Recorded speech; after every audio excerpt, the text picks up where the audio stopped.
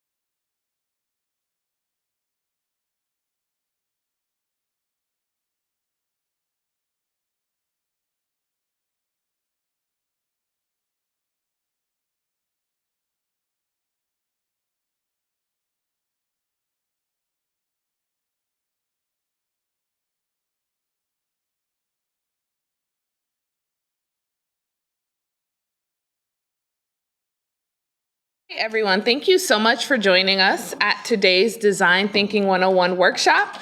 My name is Zoe Hunter. I'm the Director of Student Programming here at Tsai City, so welcome.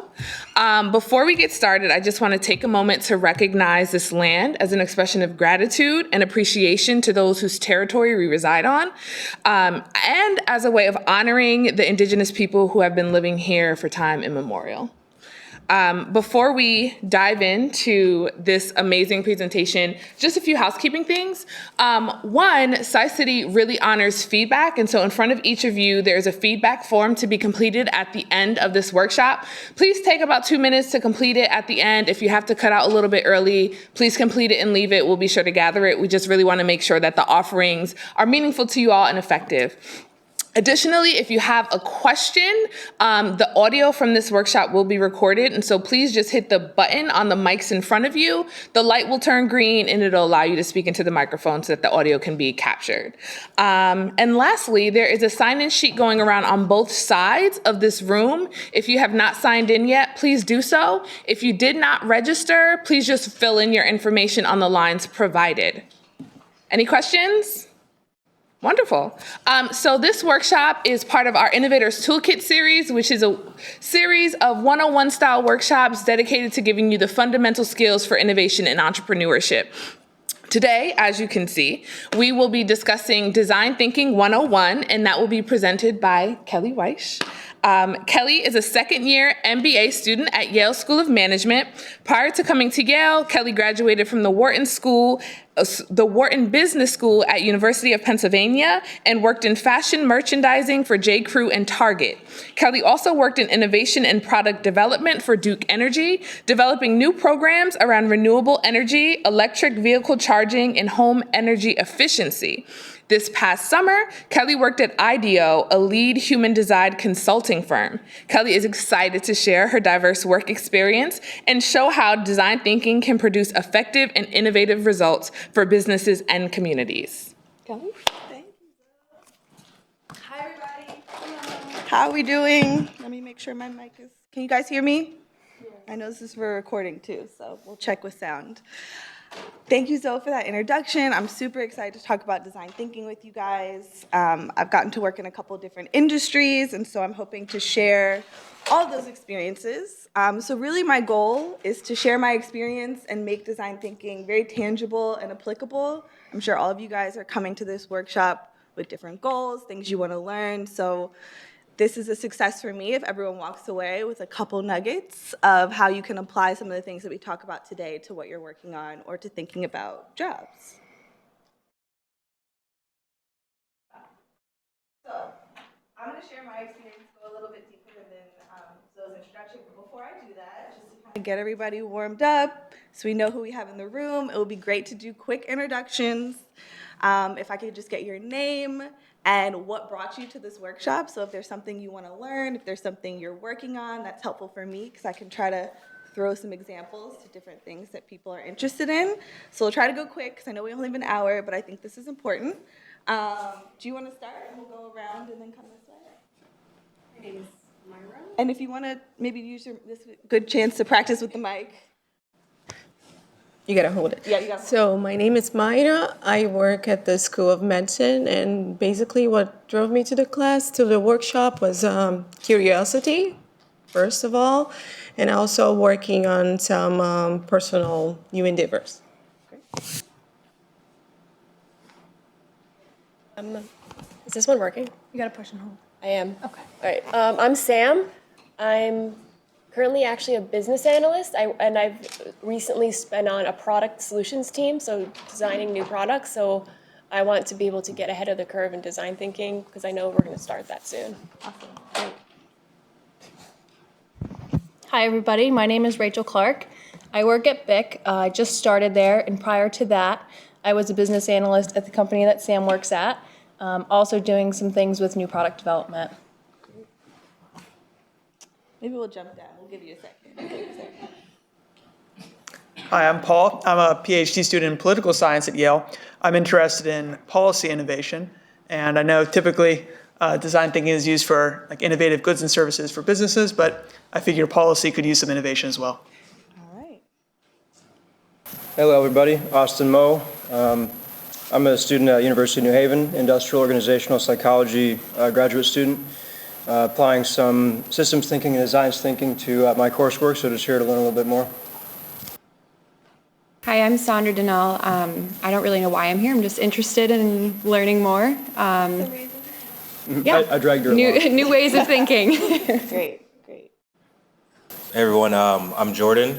I'm a UNH student as well. I'm taking a course on design thinking, so just thought it'd be fitting for me to come check it out. Hello everyone, my name is Jerry Randolph. Actually, my friend brought me here, so Great. just very interested in learning. Awesome. Hi everyone, my name's Daniel. I work in the School of Public Health, and I'm interested in user-centered design for public health program development. Awesome. Hi, I'm Ramesh Gade. I work at the Yale IT Project Management Office. I'm just interested to understand more, just get to know about design thinking. Okay. Should we jump back? You ready? It was just a quick your name and why you're here and what you'd like to learn. Okay, hi everyone. My name is Steven. I work with Pitney Bowes as a product manager. Prior to that, I worked in oil and gas, and I practice design thinking and just think maybe there might be some new ideas out there. Okay. I'm a postdoc fellow at the Jackson Institute, and my research is on empathy and emotions in international relations. So I'm interested in design thinking as a way to translate that for policymaking. Awesome. Hi, I'm Linka. I work for the Yale Global Health Leadership Initiative as a program administrator. Design thinking is something that we're interested in as an organization to use in some of our projects. So interested in learning more. Yeah. Great. Hi, I'm Audrey Lonkar. I work in the career development office here at SOM, and I'm partially interested in design thinking for my current career, but also potentially for a future startup. Great. Hi everyone, my name is Nikita. I'm second year public health student. I'm also interning with Global Health Leadership Initiative, and I'm interested in learning more about human-centered design. Cool. All right. Jump to this side. Do you want to start? Sure. Yeah, hi, my name is John Schlesinger. I'm owner of a communications marketing firm called Formation. This came across my radar and seemed like it'd be insightful and interesting and provide some perspective, so great. I'm here. Thanks. Hi, my name is Juan Salazar. For 10 years I've been doing finance and real estate development in the city of New Haven. Recently launched a co-working space in downtown New Haven, and we're looking to learn about the different programs for entrepreneurs. Okay. We're soon to launch a mentor program in the center. Okay. And this is definitely one of the areas I'd like to expand. Nice. Great. Hello, I'm Diego. I'm a first-year master's student at the soon-to-be-called School of the Environment here at Yale.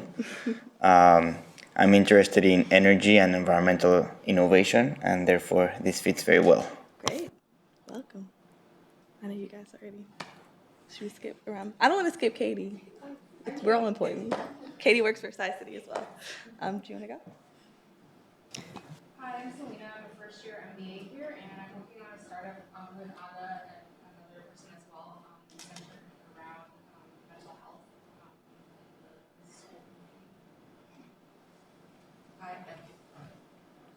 Yep, push it. Oh. Hold it down. Yeah. Okay. Hi, I'm Aga. I'm a first-year MBA student here, and we're working on a startup together. So here to get some ideas. Great.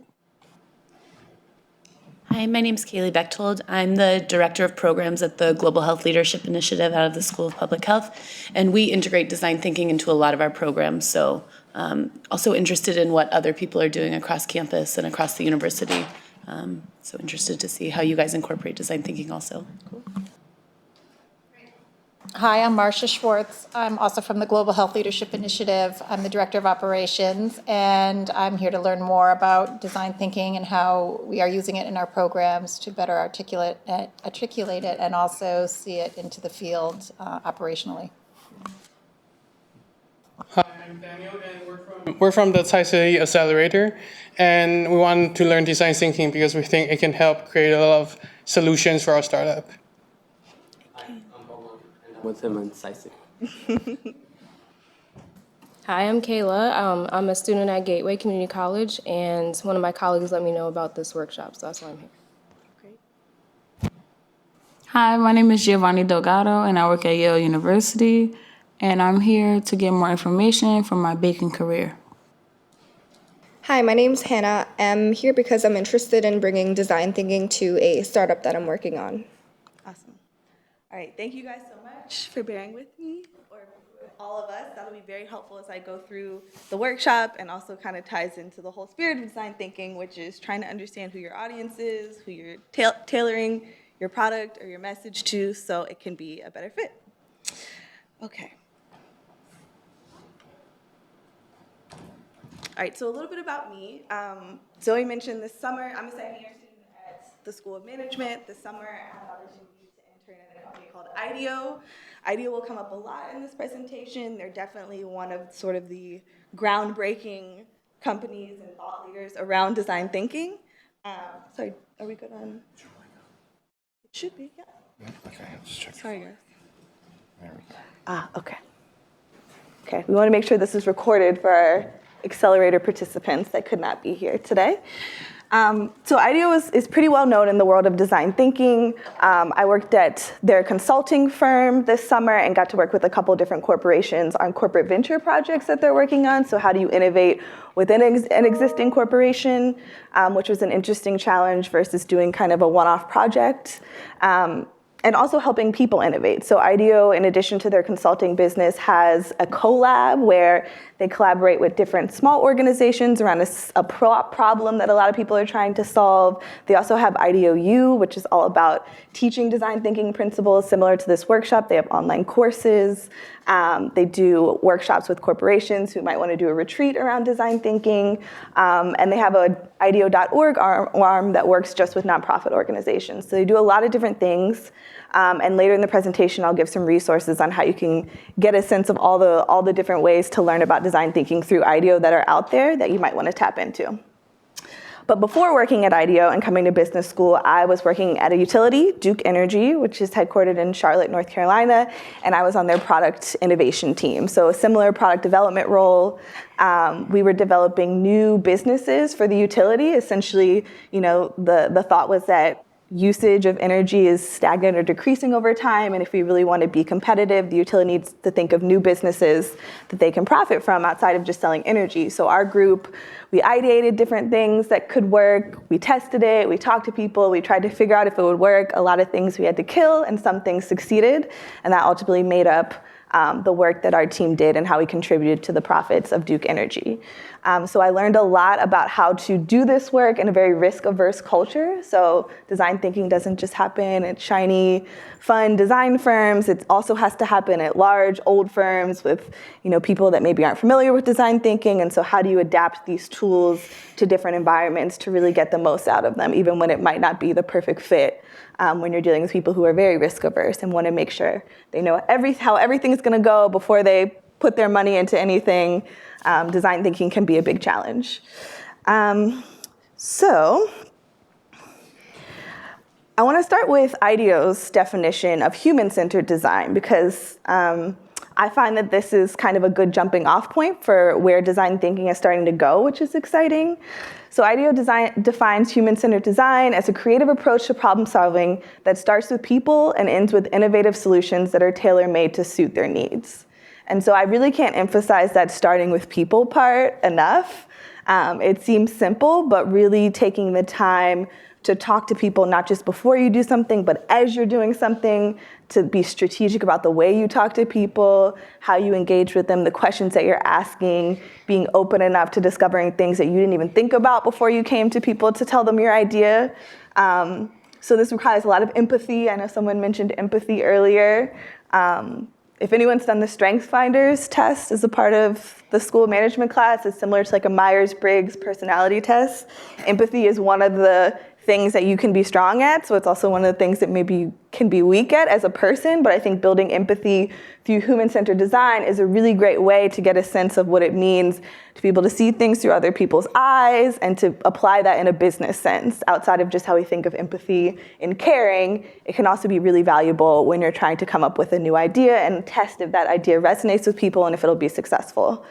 And diversity is also a huge part of the human part in talking to people. Who are you talking to? And how do we get outside of ourselves and how we normally think about the world to understand that we're going to need to be talking to lots of different types of people, not just depending on the product, but to really get sort of a full perspective on what you might be bringing to market or an idea that you have. And through all of that, the process of feedback. So getting comfortable with hearing people say that your idea is crazy and it won't work. A lot of times that feedback becomes the most helpful when you're trying to overcome that obstacle or figure out how to get around people that might not be your customer but have a very strong reaction to it, and so you're going to need to deal with that in the market. So I think when I think of human-centered design, I think of going to people at the beginning, throughout the process, and really employing these three parts of empathy, diversity of who you're going to, and accepting that feedback and utilizing that feedback as kind of the core of what makes, I think, IDEO's version of design thinking really valuable, is the people. And really, that's a very simple concept, just talking to people about what you're doing. So I've recently discovered, I haven't discovered, but a different term, equity-centered community design, has been created by a company called Creative Reaction Lab that does a lot of work around social justice and with nonprofit organizations. And I think this is a really interesting departure from just human-centered design that starts to go a little bit deeper. And I think it can be really powerful. So Zoe read the land acknowledgement at the beginning of this session. That's something that a lot of Yale classes and museums and events are doing, and I think that that's a great example of how do you start to think bigger in terms of the humans that you're considering in everything that you're doing, whether it's an acknowledgement or something further, it's still that process of sort of opening up how you're thinking about things, and I think that ties well into the work that equity-centered community design is trying to do. So you'll see up here, this is defined as a unique creative problem-solving process that's based on equity, humility building, integrating history and healing practices, addressing power dynamics, and co-creating with the community. So it sort of switches out just the human for a community. We're thinking about how people relate, not just how individual people are relating to what you're doing, but the community and what impacts one will have that ripple effect. And the process of co-creation, which is also, I think, a big element of any human-centered design, is as you're getting that feedback, how can the people that are giving you that feedback help you build and help you create and sort of get their hands dirty as well, and a lot of really great things can happen from that. By the way, if anyone has questions at any time, please stop me. So again, taking this a step further, it's about what humans are we thinking about when we're getting feedback or trying to understand reactions to what we're doing. How do we empathize, engage, co-create, and focus on community outside of just the individual human? Hi, welcome. Okay, so I want to get into a little bit more, I think, a framework that's really helpful when you think about human-centered design, design thinking, and really any business or service that you're trying to do. And that's looking at your venture through these three lenses of desirability, viability, and feasibility. And so desirability focuses on what we've been talking about, the human part, right? Do people want what you're doing? Like, how did this idea even come out? Was it your idea? Have people been telling you, this is something that's really missing from the market that I would love? Sometimes that's easy to kind of assume that people want what you're doing, but it's really important to talk to more people, every different type of person. There could be, the perfect customer that you just haven't thought about. And so the process of getting out and talk to people can sometimes unveil these additional opportunities to consider wider market segments that you hadn't thought of before, or to consider how this product can be adapted for a different market segment, and you can get even more productivity from the business model that you're considering. And so this is where the human part is really important. Talking to people, understanding if this is even something that people want. And how do you make them want it more? Sometimes people don't know what they want. And so that's also a different process of research and feedback, is understanding this is something that someone can't even imagine. How do we maybe prototype, maybe create something that can really convey that concept in your head to people well? Sometimes when you're coming up with new things, it's hard for other people to even conceptualize. So that's when having tools in your process of research becomes really important, which we'll talk about later with prototyping. And so the second lens is feasibility.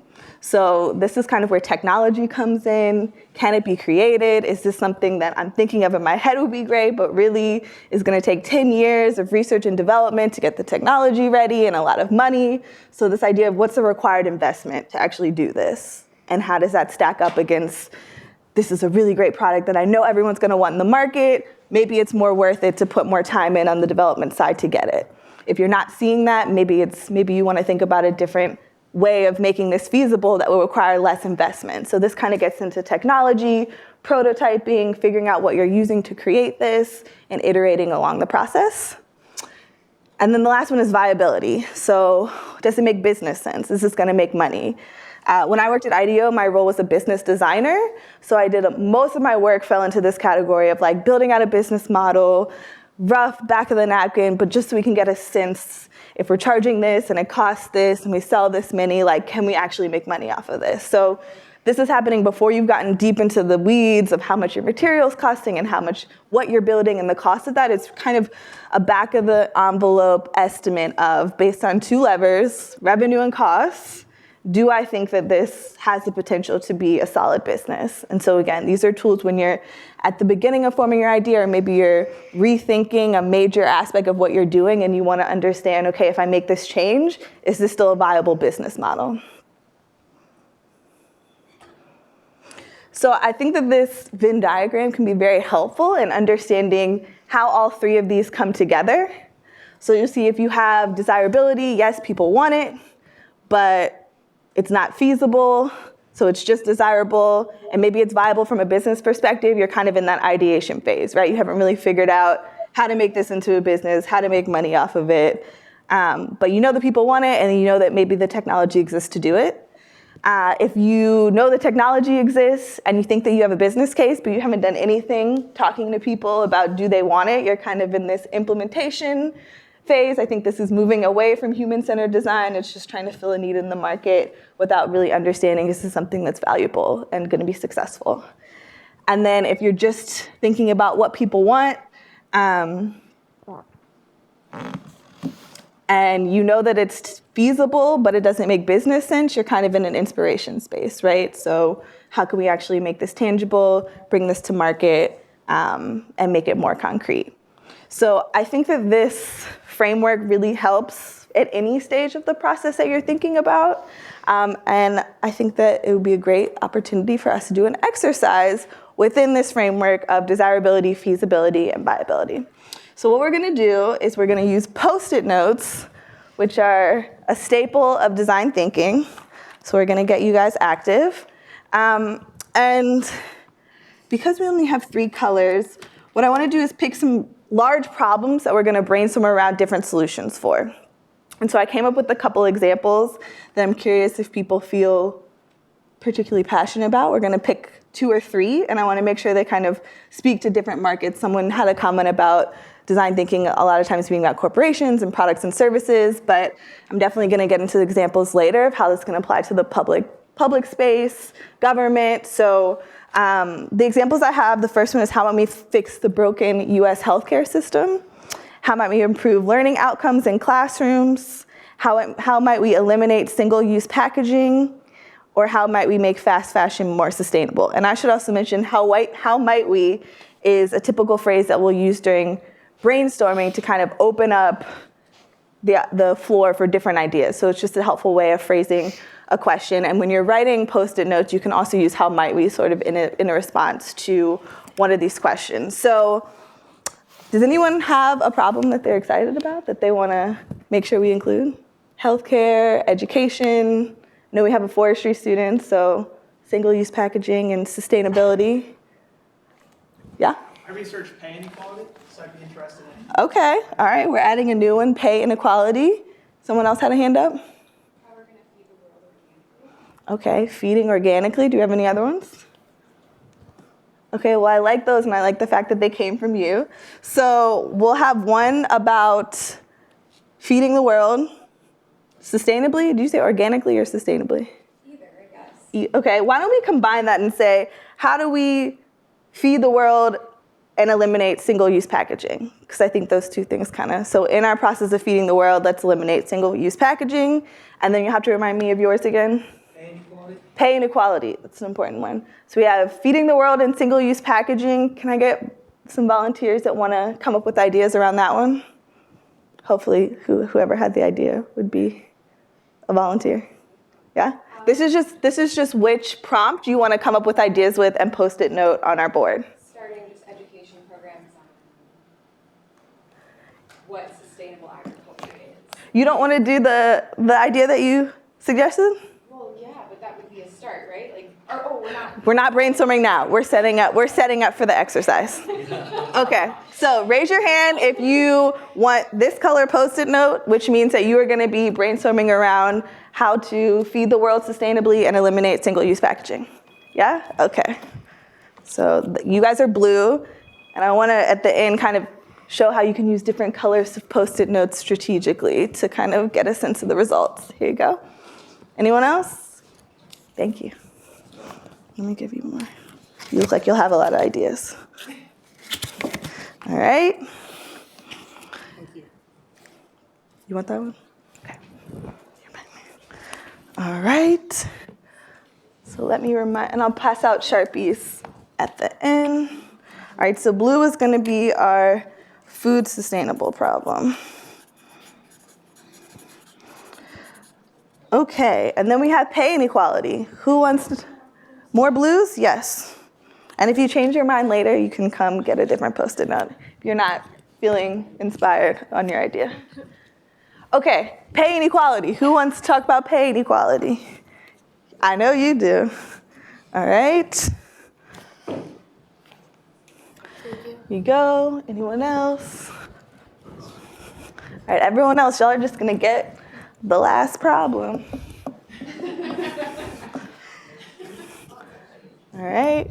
Did I miss anyone? Pay inequality?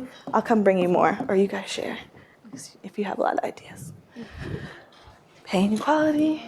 All right. You got some more?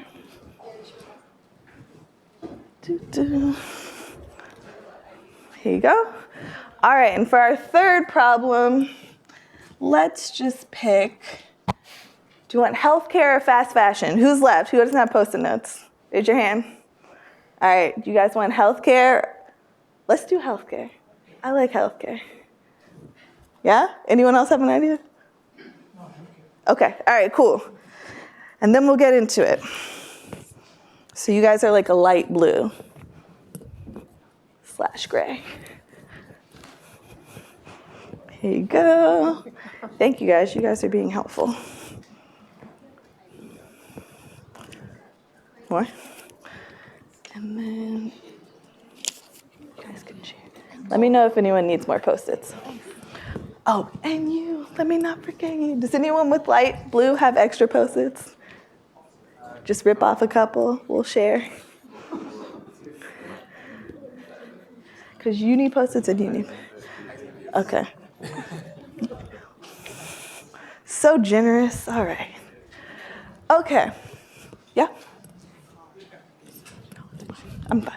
And we can substitute with, these are technically kind of a different color, but we'll just assume that they're white, gray, right? Yeah, those are different colors.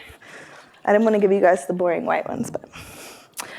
Okay, so what we're going to do is, based on the problem that you guys have, and if you need to be reminded, I'll put these up. Blue is food sustainability. Yellow is pay inequality. And gray-white is healthcare. So based on each of y'all's problem that we're trying to solve, we're going to think about different approaches from each of these lenses of desirability, feasibility, and viability. So I'll give you guys an example. If we were thinking about healthcare, we might think about what would solve the huge problem that is the US healthcare system from a desirability standpoint. So humans, what do humans want? We might think about space. So how do we create a space that feels better to be in as a human? How do we create services that feel better to patients? So what do we think that the people who are in the situation would want? And what are the solutions that start to solve it from that problem? So again, your Post-it could be a question, how might we change the physical space of a hospital? Or it could be an idea.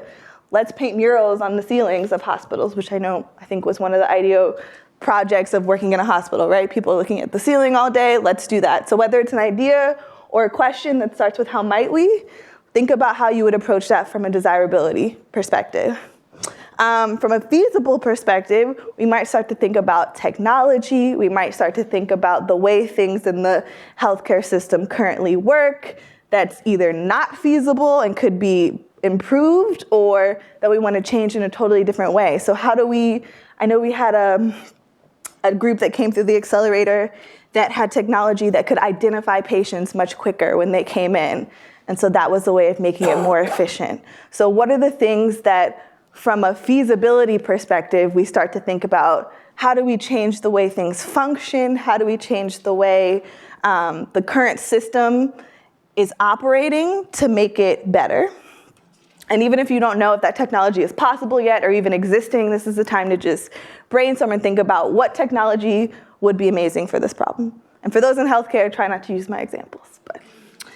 And then for viability, again, does this make business sense? Maybe start thinking about levers of cost and revenue, which kind of feels cold and not as fun as the desirability and what do humans want, but what might cut costs significantly? Maybe we don't need to have a hospital. Maybe the doctors come to your house and it's a home visit service, and then we don't have to pay for, the space to have a hospital. We can reinvest that money otherwhere, which telemedicine is obviously a huge thing right now. Or maybe it's not cutting costs, maybe it's increasing revenue, which again doesn't feel great in this situation, but how can we get more money out of our patients and maybe divert those funds towards something else that would help to solve the problem? So I definitely am open to coming around and helping you guys if you're having a hard time thinking about ideas with your specific problem, but it would be great if everyone could at least do one Post-it for each category. And then once we're all done, we'll kind of look at it all together, and I think it'll give us a better sense of desirability, feasibility, viability as we think about different problems that we're trying to solve. Any initial questions right now? Do we need reminders of the problems? Okay, so maybe I'll give everyone next 5 to 7 minutes to come up with 3 ideas, more if you can, but at least 3. And I'll walk around, and if anyone has questions or is having a hard time, we can help y'all out. And we're gonna put on some music because that's a nice thing to do. What do we wanna listen to? I'm with you, okay. I have the perfect. Do you know Najee? This is coming straight from my parents. Let's get this. If you write anything on your Well, you know what? I bet you.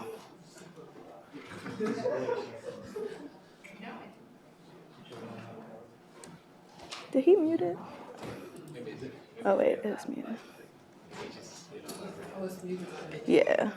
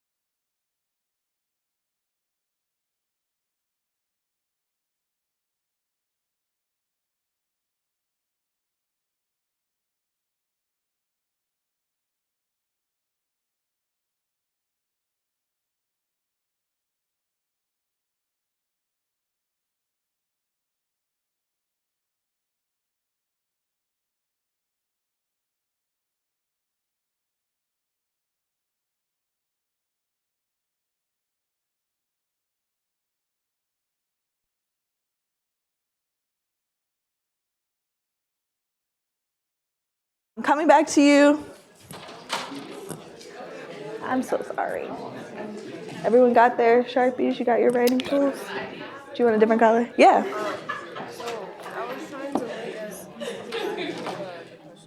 You guys have pay inequality, right? Okay. Yeah. So I was looking at Mhm. and black women and Right. gap, and I was Right. trying to figure out like what I could break each one. You know what I love?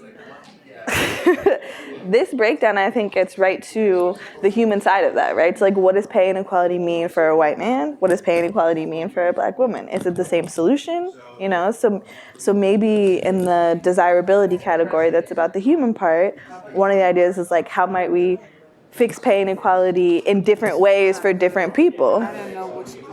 How might we invest in the app? I like the app. I mean, the app, I think that's feasible, right? Like, is there technology that starts to solve this? And I think for your idea for the human one, it'd be great to think about, well, like, what is the solution that are we, in order to fix pay inequality, right? Are we targeting our solution to, you know, the bottom rungs because that's where the real problem is, and that's going to change the solution because that's a different target that you're going after. And we don't have to know the answer. We're just brainstorming. We're just putting questions up there so that later we know what we need to answer and we can test different things. Like, what would a solution in the market look like that was directly like, we're going straight to black women of color or women of color, and that is our solution is for you versus this is a solution for everyone. And so we have to think about how different people play a different role. Those are two very different paths of developing a solution. And you can make a choice, but you have to consider, right, like what are the trade-offs between each. So I think this is a really Sorry great start. to interrupt your process. Quick question. Is anyone in here?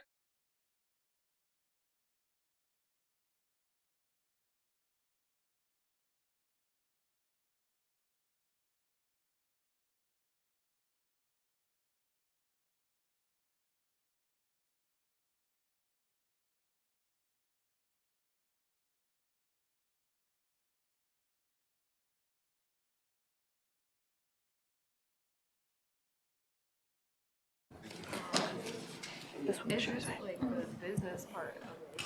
Like pay me what you call me. I mean, But then it's like like how that works in business. yeah. Well, which brings us to the third category, which maybe the question could be, how, like, where's, it's interesting, right? Because it's actually a problem of inequality. So you're not even saying, technically it shouldn't be a where's the money coming from to pay people more, because it's about a more equal system is coming from the people that are getting paid more, right? But the likelihood of a solution like that and, you know, taking money from some people and directly giving it to others is a challenge. So I guess it makes me think from a business perspective, you know, with the two levers of like either we can like cut costs in some way or increase revenue. Maybe it's a cost thing, right? Like how do we make work more efficient so that there's more money left, or how do we change the way companies divert their profits to their employees, right? Maybe it's a mechanism. They have to go through this process as they make their money and decide who they're going to pay what, or maybe they make it more, what's the word I'm thinking for?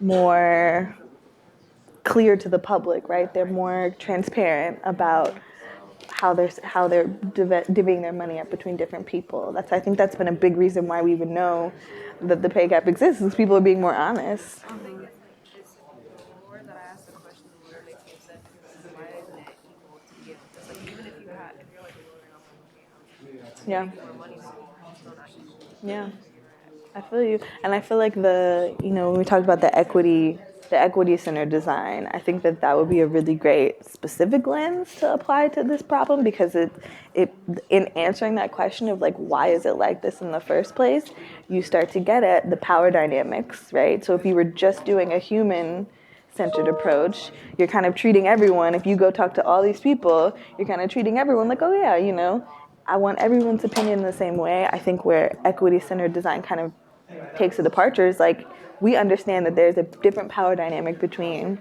a white man walking into work and a black woman walking into work. And so we're taking that into account in how we design these different solutions and how we talk about them. And I don't think that regular design thinking is there yet, But I think that because,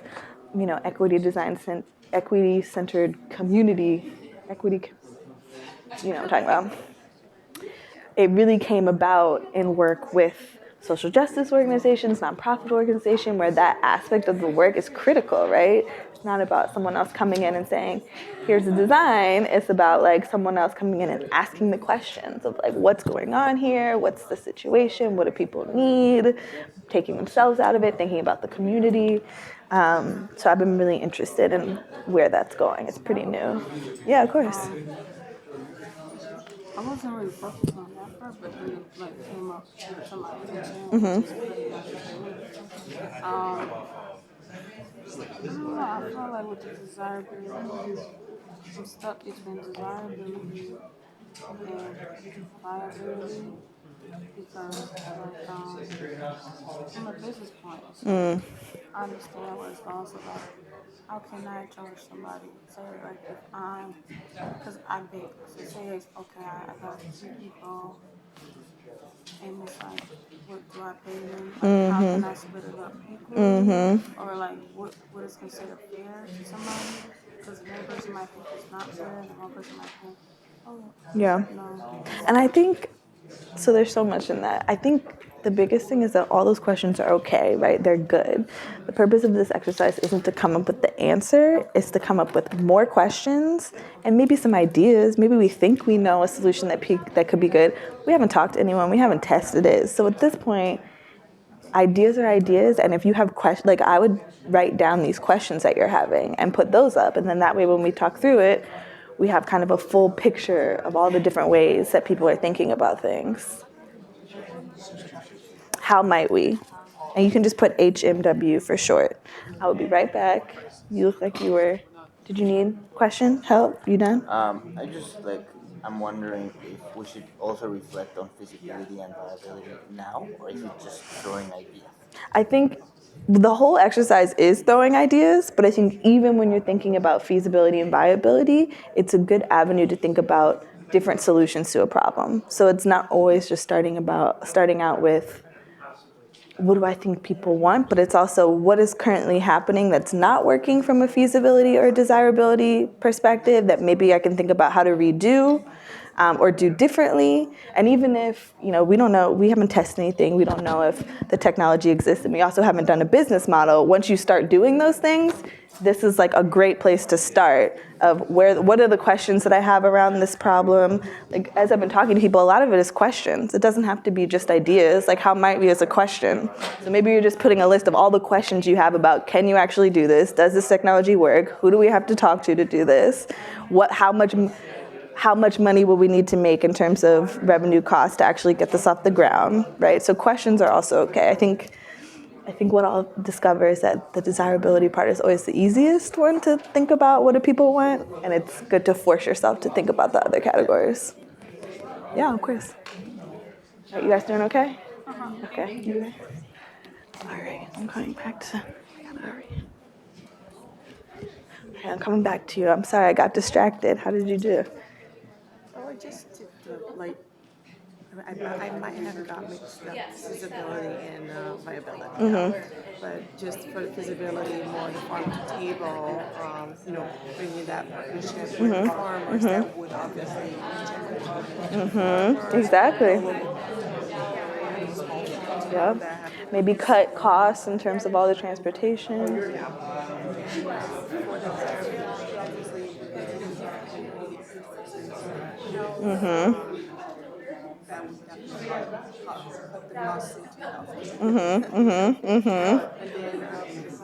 I like that. That's like a circular feeds back into it, right? Nice. Nice. Also like community participation. If it's a small town, if it's a small farm, if it's a sport, whatever. Nice. I love it. Honestly, I've been telling everyone this. It's not about having the answer. It's about maybe you have an idea, but maybe you have a question. And a question is perfectly fine because this is the starting place that you will continue to use and build on. And then when you start to go talk to people, you'll say, okay, what were the things that I was unsure about when I was thinking about this idea? Let me make sure that I ask these people that and get their reaction to that. So every brainstorming exercise, even though sometimes it feels like you got to come up with ideas, it's really just about questions, not being afraid, just the thoughts in your head, getting them on paper and on the board around a specific problem. So I think you're killing it. All right, guys, I think I gave you a little bit more time than planned. Does anyone want to share an idea or a Post-it note that they feel particularly excited about? Come on. Yes. Okay. You want to use the mic so we can all hear you? So we had pay and equality. Yep. And one of our questions was, how might we come up with a plan to create equal pay for all races? White men, black women, white men, black men, white woman, black woman. And I had also put that how might we invest in an app where everyone is equally paid? Nice. And how could you consider like fair pay between both parties? Nice. Thank you for sharing. I know I got to talk with you guys a little bit, but I think those are great examples. I think the first, thinking about pay equity not just being about one certain type of person, but different races, different genders, and how all of those people are going to approach the problem of pay equity differently. So in thinking about desirability, I think that's a great note to put up there as you're continuing to work on this solution, is all of the things that we're considering taking into account the different perspectives that are going to be coming into contact with this solution. So maybe something that addresses pay equity for black women is not going to resonate the same way with white women or with men. And so thinking about that, and I think we also talked about how that point and maybe this problem sort of lends itself to what we talked about with equity-centered design. And so moving past just the human and thinking about power dynamics in who you're talking to, community relations. So if you're thinking about a company and all these people that work together, like how is something around pay equity going to resonate in that environment with people that have relationships with each other? And so I think that's a great desirability. And then bringing in the app, I know this could have been challenging for people to do it. I think desirability was always the easiest one for people to come up with ideas with, which tends to be the case. But I think bringing in something like an app just kind of, it might not be an idea, you might not know what the app is, but it brings up the question of, is the feasibility question more about technology and using technology to solve this? Maybe getting inspired from something that's working in another industry or something that's not working in pay equity. It's a good avenue to come at a solution. You know, as an initial brainstorm, you're not gonna have, it's rare that you're like, I got the idea and it's original Post-it, we had it 5 years ago and that's the business that we built today, right? This is a jumping off point. And so more so than ideas and solutions, which I feel like it's natural for us all to go to that when we're brainstorming. We wanna have this really great idea that we can put up there on the Post-it note. Sometimes it's questions that are the most valuable that come out of these exercises that you then take and start exploring and coming up with different things that you hadn't thought of. So I think the how might we, that's definitely why I think that one gets used a lot, because it's easier to ask a question than come up with a solution. And sometimes asking a question is more valuable when you're in the beginning stages, because you can get tied to a solution, you try to finagle everything to make this one solution that you love work. So I think approaching brainstorming, especially when you're at an early stage, you might just have a problem or you have an idea of how you want to solve a problem. Really valuing the questions as much as the answers, I think, is really helpful, particularly when you start going to talk to people and then you know the questions asked and to get people's reactions of things that you're still trying to figure out about your product or solution. So because I want to make sure I get through everything, what I want everyone to do is to maybe go put wait, does anyone else have one they want to share? I realize only you just got one input. One more? Share. Okay. So I had the healthcare issue. So I didn't do a how might we, but I guess I would fine. say how might we stop or slow down the crippling cost of healthcare? And one of my ideas was focus on treating the underlying health causes instead of treating symptoms.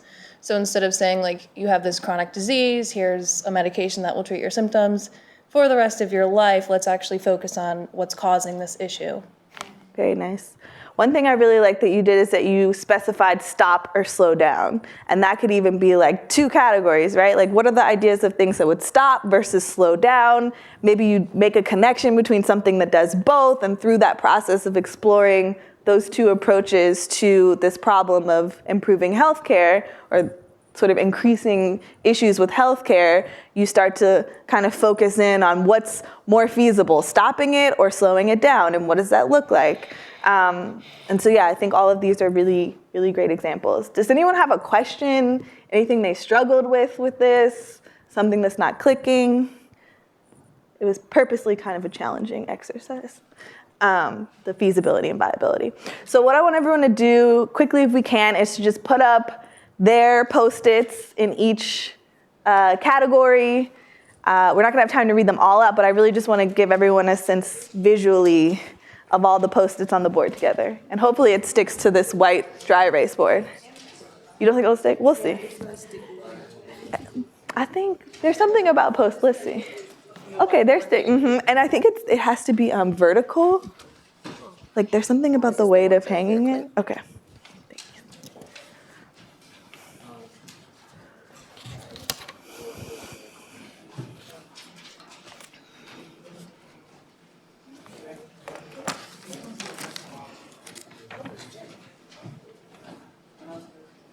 So we ended at 7, right?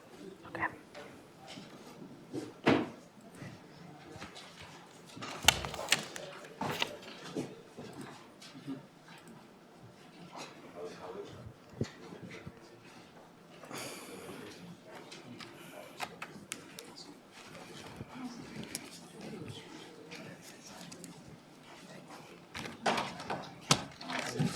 Yes, I'll show you.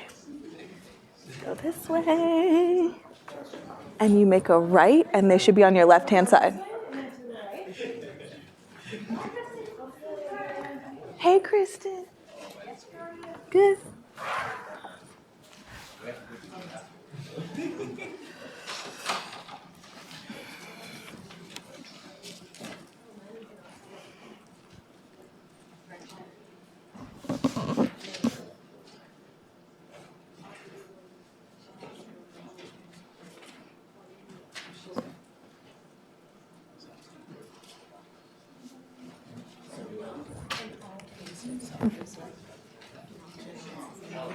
But not in all cases, feasibility, technology used, Totally. or It could be like, does the materials exist? It could be, just the way how do we, can we make it happen in this company, right? Like, are the employees willing to do it? Totally. get more people to come to eat. Yeah, yeah. I Time, was thinking it was investments. just like more like a physical thing. Like for example, I don't know, getting more tractors to the farmers, more crops, whatever. Yeah, I mean, and like, exactly, it's that and more. It's think about it like, if you know people want it, and you know you can make money off of it, what are the other things that get in the way of actually making it happen, right? Sometimes it's operational, sometimes it's technology, sometimes it's like what country you live in, it's governance, laws, regulatory, that's a great one. That's more of my perspective. Yeah, no. Bringing food bringing produce from Brazil. Right. It's huge. Are you from Brazil? I'm from Brazil. Nice. All right, we'll have to talk later. Okay, thank you guys for doing that quickly and efficiently. Another thing that came up, tell me your name again. Maida mentioned in the break, I think another lens that I hadn't mentioned to think about feasibility is regulatory, right? Laws, governance that might stop you from getting something done. So in thinking about feasibility, it's not just technology, it's, say we know we have desirability and we know humans want it and we know it can make money, what are the other things that could get in the way of us actually doing this and bringing it to market? So I think regulatory, especially in the field of energy, comes up a lot. So another thing to think about as you try to approach different problems from these perspectives. So we don't have time to read them all. We also don't have time to do our dot voting exercise, but just to give you an idea of kind of some of the physical processes of design thinking, which heavily use Post-it notes, sort of boarding things and basically making things very visual. So a great tactic for kind of coming to consensus is maybe you're brainstorming, you're getting a bunch of ideas up there, and you have all these people in the room that are stakeholders, and what you'll do is you'll give everyone maybe 2 or 3 dots, and then people will go up and put a dot on the ideas that they like. And sometimes you might even give like a major stakeholder in the room, so say he's the product owner of the Agile team, you might give him 3 or 4 dots, or like a couple dots more than everyone else to kind of signify maybe they have a little bit more of a say.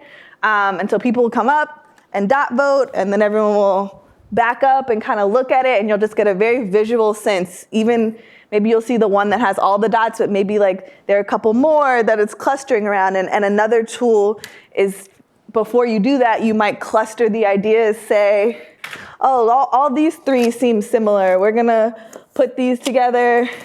These kind of fall into this category. So we're gonna put these together. And maybe these are all the same. For example, when I worked at IDEO and we were interviewing different potential customers on a design, we would take notes on each interview in a different color on Post-its, and then we put them all up. And as we started to sort them out, we could see, okay, this is about all the people saying that they hated it, and this is about all the people saying that they thought this part was really cool. And as we look at these, we can use the colors to determine, was it all the same person saying it? Was it different people that all thought this? And so that kind of means more to have multiple colors in one category. In this exercise, we could look at, I mean, it's pretty equal, but maybe one of these problems really lent themselves to discussions around desirability. And so we feel like the pay equity has a lot to consider on desirability, and we're gonna need to do a lot of research and talk to a lot of people to answer all these questions that we have around desirability. So hopefully you guys can kind of start to see how the colors of the Post-it notes can be used as tools in a strategic way as you're having meetings and brainstorming, and also the dot voting can be very helpful in making decisions. Any questions? All right, you guys can come up and read people's ideas at the end, or take a Post-it note if you want a keepsake. All right, so we've talked a lot about research already. So I'll just go into a little bit more detail on what this can look like. And I know Tsai City also has a lot of great resources around this as well. Research can be anything from casual conversations, talking to your friends, your parents. Hey, I have this new idea. What do you think? How do you feel about this problem? Is this meaningful to you? And I think this is a great place to start if you don't really have an idea, you're not ready to like pitch something, but you're just thinking about a problem. You want to know how other people feel about it, if it matters to them. And I think you can get valuable feedback from people that you know, but it's also different than getting out there and talking to people that don't know you and have never seen you before. But a great place to start. After that, I think events, conferences. I'm in a class called Green Engineering and Sustainable Design that just took a field trip to the Toy Fair in New York. And there was a bunch of startup companies that had their prototypes out, and they were trying to talk to people and get a sense of how people were reacting to their product, getting them to use it, asking about pricing and costing. And so we saw a ton of people using the Toy Fair as an opportunity. And these were, some people had pretty strong prototypes. Some people were clearly very early on and had a great idea and got a booth and used that time and opportunity to talk to people and get feedback. So that's also a great opportunity if you kind of have something that you're ready to put out there, to get into a fair or a conference, and then you have the opportunity to talk to a lot of people in person and kind of get that instant feedback. Also social media, Facebook, Twitter. I'm sure, hopefully most people here are somewhat familiar with how those tools can be very easily utilized to just get feedback, but also through like a quick paid ad to get someone to click on your survey that you might make. And you can get, a couple hundred people to fill out a survey, and the more data you get, so the more valid that becomes depending on what you're trying to find out.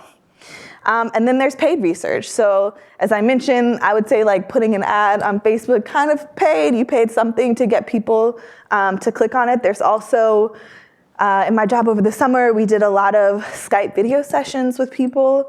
You'd be surprised, there's a big market of people out there that do market research for some side money. And so if you have the resources to do it, definitely consider using like a survey like Qualtrics, where you can kind of incorporate that payment in, or setting up sort of an agreement of talking to someone for a couple, maybe a half hour to an hour. When I worked at Duke Energy, we gave people Amazon gift cards to come in and give us feedback on different things that we were working on. So if you have resources, sometimes it's definitely worth it to just pay someone to get some quality information, especially if you want them to test something, to go through a prototype, to use something, and to have undivided attention. Sometimes that's the best way to go. So Qualtrics is a great tool for that. And then again, utilizing paid social media to get people in the door can also be helpful. But something to think about when you are doing this is developing a discussion guide. So before you kind of sit down with someone, know the questions that you want to ask, know the goal that you're trying to get out of it. So even higher level than the specific questions, like I want to understand, is this easy to use? Do you need to ask questions as you're clicking through this, or can you do it on your own? And that kind of helps you understand that you don't want to say too much. You want to give them the space to do it on their own and see what questions come up. Maybe you want really specific feedback on this part. And so when you get there, you're going to stop and dig in deep and kind of give them time. So be mindful about not asking question and kind of letting that awkward 7-second silence sit and see if people have more to say. So there are definitely some tools and strategies to developing a discussion guide, approaching, asking people questions in a very intentional sort of feedback prototyping setting to make sure that you're getting the most out of that time, especially if you're paying for it. So I think knowing what you want to get out of it ahead of time is great, and crafting a discussion guide and the way that you're going to walk people through a prototype or get their feedback, that preparation is key. But then the other more human side of it is also kind of being open to discovering things that you didn't think were never in your planning, and sort of being able to let enough space happen with whoever you're talking to and give them enough time to offer things up that you might not have thought you would get. Any questions? Okay. So we'll get into kind of the full design process in the next couple of slides, but we've talked about research. We've gotten a little bit into prototyping. And one thing that I think is important with testing or prototyping is to distinguish that from validating. So this came up a lot over the summer. I was working with IDEO. We were working with big corporate clients, and they really loved the word validate.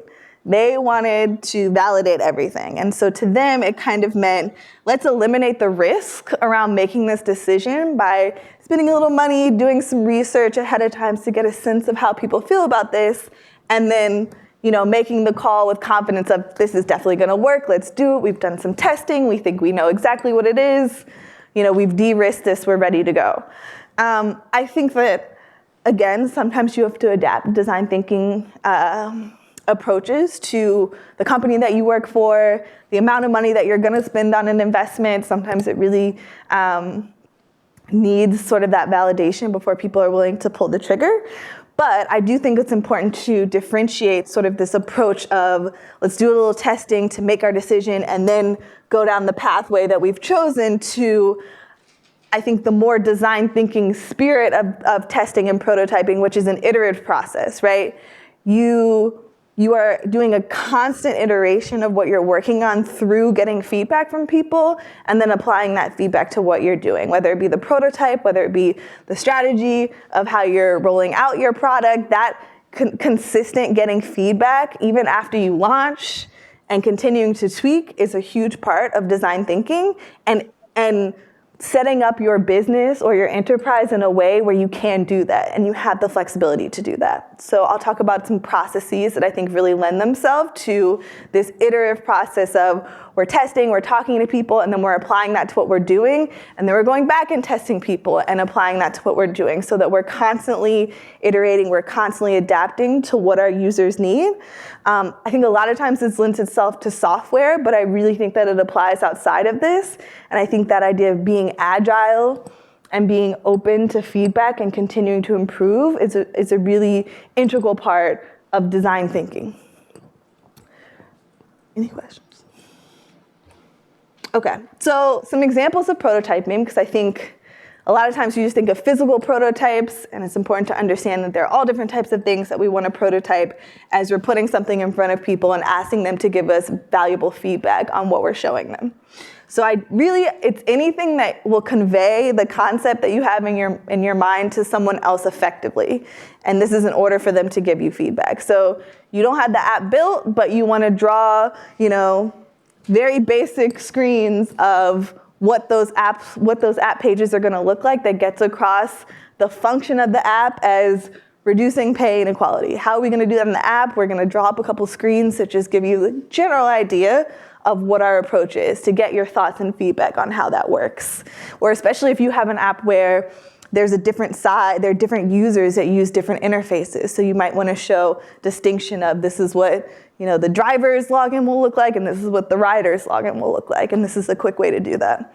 So that wireframing can be as basic as drawings. I know nowadays it's pretty easy to do that in a more technologically savvy way, but this counts as prototyping too.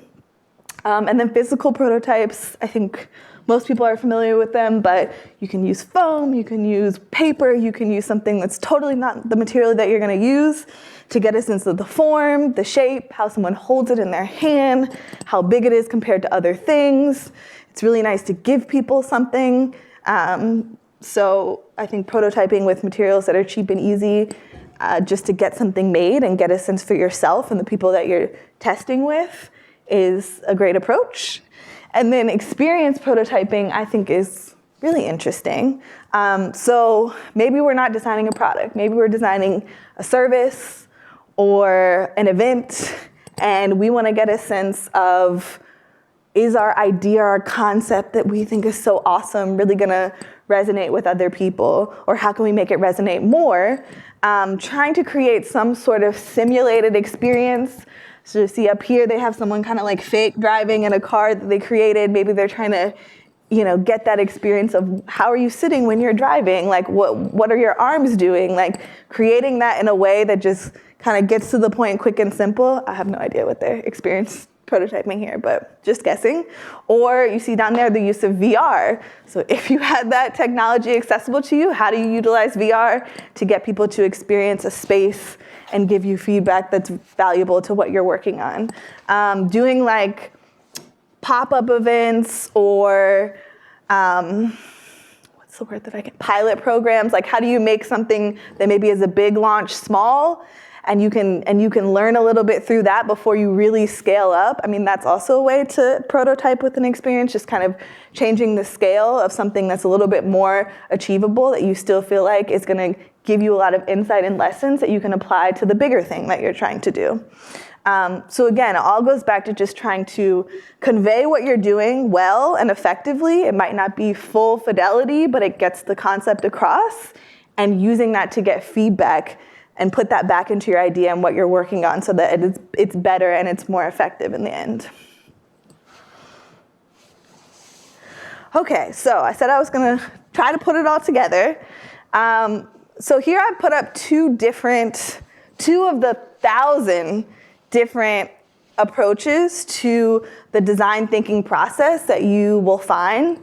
I think that they all essentially follow the same basic structure, which is starting in a very intangible idea thinking place, and how do we get from there to actually implementing something and seeing it in person and having it in the market. And the ones that I really love make that a circle, right? So once it's in the market, how do we then continue testing, iterating, folding that back into the product so that it's this continuous loop. So in this one, in Design Thinking 101, we start with empathize, then we get to define. So what is a lot of times they'll be after your ideation and kind of we're all out there, we're coming up with all these different ideas, a process of kind of defining or converging, which you'll also see in the graphic on the left of now that we've learned all of these things, let's really synthesize it and apply it and come up with what we think is the best out of everything that we've learned. I think sometimes with design thinking, you're always going back to the source of the person and feedback, and you're open to iteration, and any idea is a good idea, and that's how you come up with really interesting things. But it's also important in certain times to be able to converge, make decisions have an intuition on where you think this is going. That's just as important as being open to a lot of different ideas.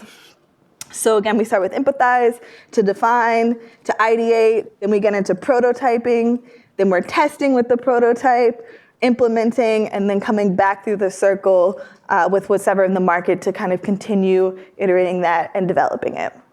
Kind of as I mentioned before, the diverging and converging. So inspiration is a moment to diverge, to kind of be open to things that you never thought would be the solution, because sometimes those really are the golden nuggets that end up in your idea. And then converging as you ideate and figure out, how do we take all these different things that we've learned, make it into something strategic, and make a plan around implementing that. So again, once you move from ideation to implementation, you're converging even more, and you're sort of narrowing down all the different things that were on this Post-it note board at the beginning of the project that now you start to test and refine and sort of converge into what you want your idea and your concept to be. Any questions on this? Okay. So something a little bit more tangible that I thought would be helpful for people that maybe that are in a large corporation. So when I worked at Duke Energy, it was great that IDEO existed, because we took a lot of their tools and their learnings and their lessons and used them within our company. And maybe it wasn't the perfect way, but we figured out a way to adapt it so that it helped our working styles. And one of the things was organizing ourselves into agile work teams.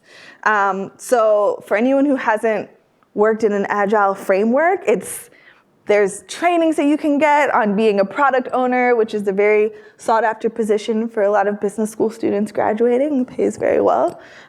So there's trainings for product owners, there's trainings for Scrum Masters and managing this whole team. So this is a pretty established way of working, I think, in corporate America, and is becoming even more adopted. I think at the basic level, what it does is it sets up a work team so that it has the autonomy to do everything that is needed to get that product to market and to update that product and to do anything relevant to that product within the team itself, right? So you don't need approval from a manager, you don't need some other IT guy from that group to come over. Like, you are a unit, and in that unit you have every single resources that you need to get the task at hand done. So a lot of times this is applied to software management development, so you'll have all of your engineers that can build it, but you'll also have the product owner that takes more of a role of, well, what does the product need? What do we think what are consumers saying? We think that we need to update this feature because people don't like it or it's not working. But before we do that, there's something more important to do. So the product owner both prioritizes and decides what is going to be changed. What is that iterative process? What are the insights that we take from research and then reapply it to updating our product? A Scrum Master essentially is in charge of all of this specific framework of, we're going to have a stand-up meeting every morning for 15 minutes. We're going to have a sprint planning meeting once a week. We're going to have a backlog of all of the things that we want to change about our product that we sort through and decide what we're going to do first. So Scrum Master is essentially someone who's managing all these processes, but really important for things to go smoothly. And then your team is creating, building. They've got all of their blockers removed. They don't have to think about, what's the next strategy. They just know what they need to build, and they build. And so this framework allows work to move very quickly and efficiently, and it avoids kind of needing to get approval for all these different things that you're doing. You have everything you need right there to get work done, and things move more quickly. Question? And then the other process I wanted to share with you guys that is very simple is called Kanban, which is essentially using the skills that we just did with Post-it noting and sticking them up on the board to kind of have a visual to-do list. So again, the power of making something visual, of taking responsibility for your team, of this is my task and I'm doing it. In the simplest way, it's just a to-do list. What do I need to do? What am I doing? What's done? Again, there's an opportunity to use colors of Post-it notes to kind of categorize different things that you need to get done.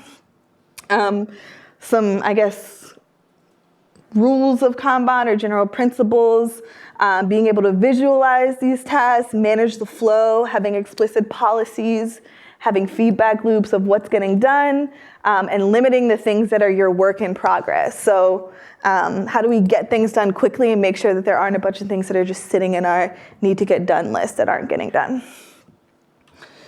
So before we end, I wanted to share with you guys some examples of design thinking that I think are pretty inspiring.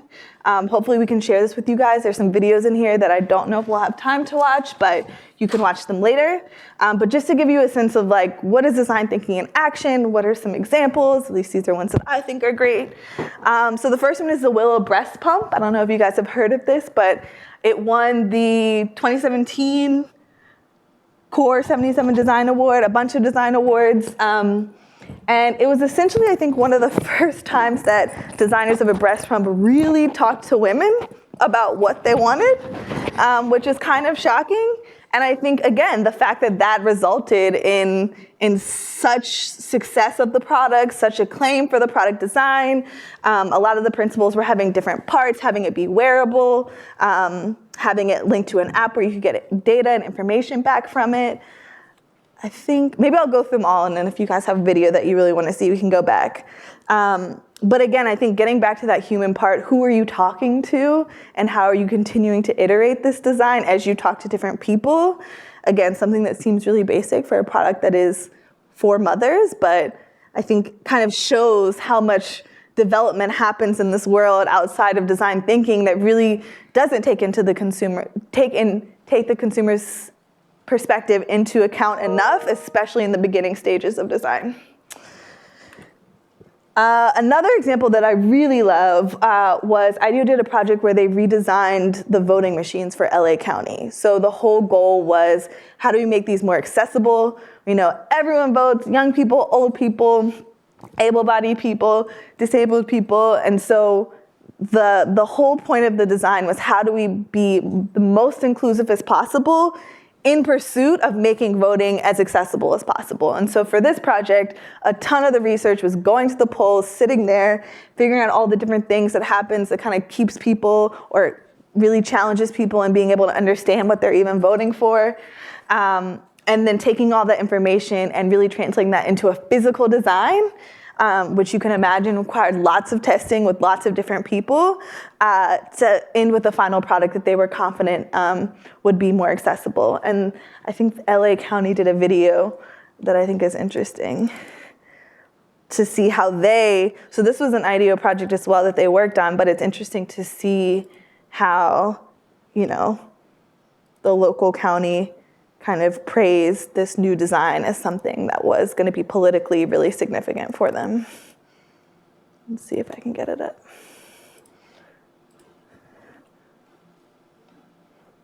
Am I being crazy? Oh.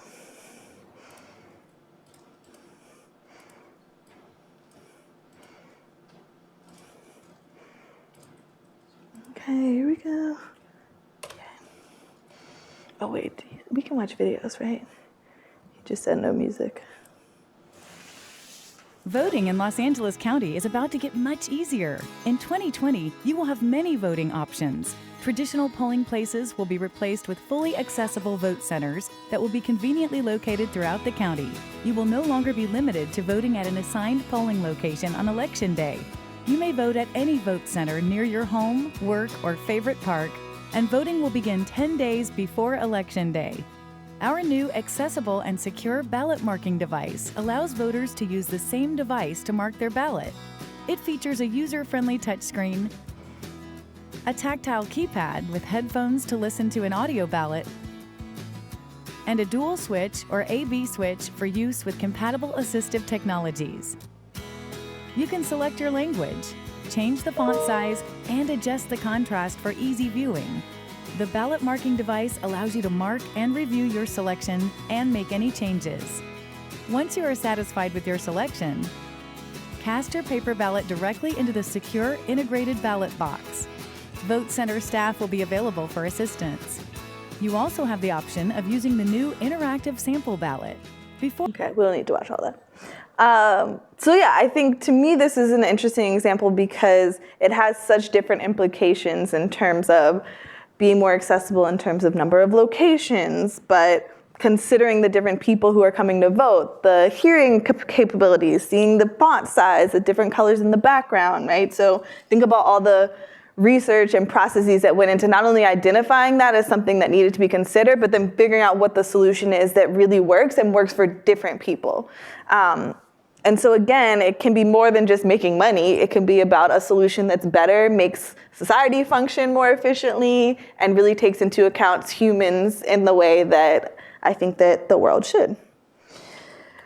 So, another example that I think is interesting for people that are working in big corporations is the idea of crowdsourcing employee ideas. This was something that happened at my company right before coming to school, and I think we had 3 or 4 new businesses come out of just opening up. There's a couple different software programs that do this sort of employee crowdsourcing functionality, but we had so many ideas come from just random people in the company that I think the call was like, do you have a new idea of how we can make money? And a couple of them came into our group, our innovation group, and we worked on them and worked with the people that came up with the idea. So again, just the principle of thinking about who you have around you and trying to figure out an easy way to extract some of those ideas that you might not have the time to really have all those conversations with, especially at a big company, but just thinking about the resources that you have in terms of ideas and innovation within your company that might not have the opportunity to be heard or the platform. So some of the things that came out was improving culture, like I said, innovative products and services, and then maybe lessons that are getting learned at lower points in the company that aren't making their way up or being shared with other people. So a great tool for that. The last video I had is the very classic IDEO case study example. I think it's a video from the 80s. We watched it in one of our school management classes, and the task was to redesign a grocery shopping cart in a way that is really thoughtful and takes into account all the different things that you need to do when you're at the grocery store. So I'd be happy to play it at the end for anyone who's interested. And again, I'm gonna send this out, but I think this is important to share because this is what Yale is teaching us within business school is innovation. And I find that a lot of people know IDEO from this business cart, shopping cart video. So if you're really interested in design thinking or thinking about IDEO, this is a must-watch video. So I'm gonna save some time at the end to play it for anyone who wants to stick around. And I just wanted to end with a thank you. Please reach out to me if you have any questions on things that I talked about here, specifically these topics. And then again, Tsai City is a great resource for information around design thinking and entrepreneurship. And then if anyone has any questions, I'd be happy to answer them. I'll be sticking around for a little bit after the session if you would like to ask in private. But thank you. Thank you, guys.